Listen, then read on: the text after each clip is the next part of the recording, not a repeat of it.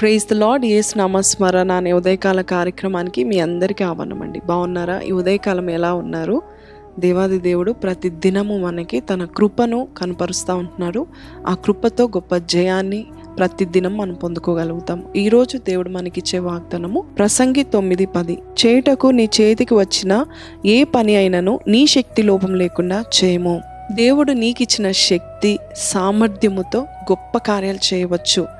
దేవుడు నీకు ఇచ్చిన శక్తి చిన్నది అని నువ్వు అనుకోకు. కొంతమంది ఇలాగే అనుకుంటారు, నాకు వారు వలె తలాంతులు ఉంటే నేను కూడా సమస్తము చేయగలుగుతానని బద్ధకంగా ఇంట్లోనే కూర్చుంటూ ఉంటారు.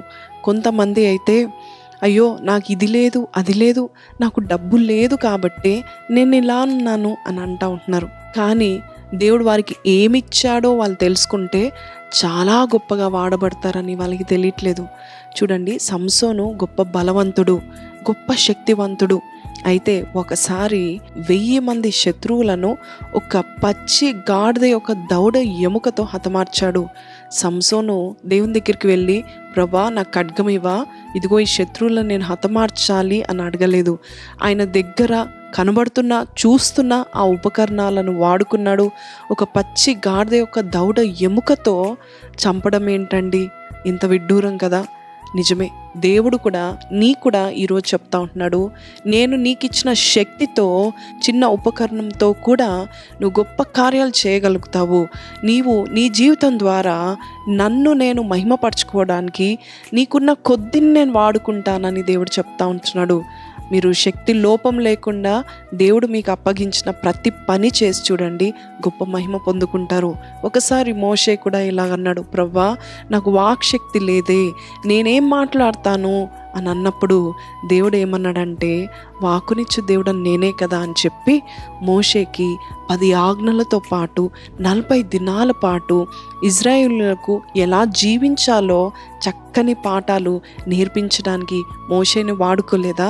మోషే ఇజ్రాయేల్ అందరికీ బోధించాడు. యాజకులైన అహరోన్ వంశానికి కూడా బోధించాడని మనం చూస్తున్నాం. అంతేకాదండు, దేవాది దేవుడు మోషేని పంపించినప్పుడు, ప్రభువా నేను ఎలాగ ఈ అద్భుత కార్యాలు చేయగలుగుతానన్నప్పుడు నీ చేతిలో ఏముంది అని దేవుడు అడగలేదా? దేవుడు ఏం చెప్పాడంటే మోషేకి, మోషే నీ చేతిలో ఉన్న కర్రను వాడుకో, గొప్ప కార్యాలు చేస్తానంటున్నాడు. ఒక సింపుల్ కర్రతో దేవుడు ఎన్ని అద్భుతాలు చేశాడు. ఇజ్రాయెల్ ప్రజలందరినీ ఒక సింపుల్ కర్ర ద్వారా నడిపించగలిగిన సమర్థుడని మనం జ్ఞాపకం చేసుకోవాలి. కాబట్టి నాకు ఈ చిన్న చదువే కదా, నాకు ఇంత తక్కువ శాలరీ కదా, లేకపోతే నాకు ఈ చిన్న కుటుంబం కదా, నాది పేద స్థితి కదా, లేకపోతే నా జ్ఞానం తక్కువ కదా, నాకు వాక్శక్తి లేదు కదా, బలము లేదు కదా అని నువ్వు అనుకోకు. ఎందుకంటే దేవుడు నీ ద్వారా నీ చేతిలో ఉన్న వాటిని గొప్పగా వాడుకోబోతున్నాడు. చిన్న ఉద్యోగాన్ని చూసి మీరు అలక్ష్యంగా ఉండకండి. ఆ ఉద్యోగం ద్వారా నీకు మహిమ వస్తుందేమో. చిన్న బిజినెస్ అని మీరు అలక్ష్యంగా ఉండకండి. గొప్ప కార్యాలు, గొప్ప డబ్బు, గొప్ప ఆస్తి పరులు కావడానికి ఆ చిన్న వాటిని దేవుడు వాడుకుంటున్నాడేమో జ్ఞాపకం చేసుకోండి. చిన్న తలాంతులు ఉన్నాయి కదా, నేనేం వాడబడతాను అనుకోకు. మన దేవుడు గొప్పవాడు, సామర్థ్యము కలుగ చేసేవాడు. కాబట్టి మీ చేతిలో ఏది ఉందో అది వాడుకోనండి. శక్తి లోపం లేకుండా స్టార్ట్ చేయండి. గొప్ప కార్యాలు మీ ద్వారా దేవుడు చేస్తాడు. ఈ వాక్యం మీతో మాట్లాడినట్లయితే నాతో కలిసి ప్రార్థనలో ఏకీభవించండి.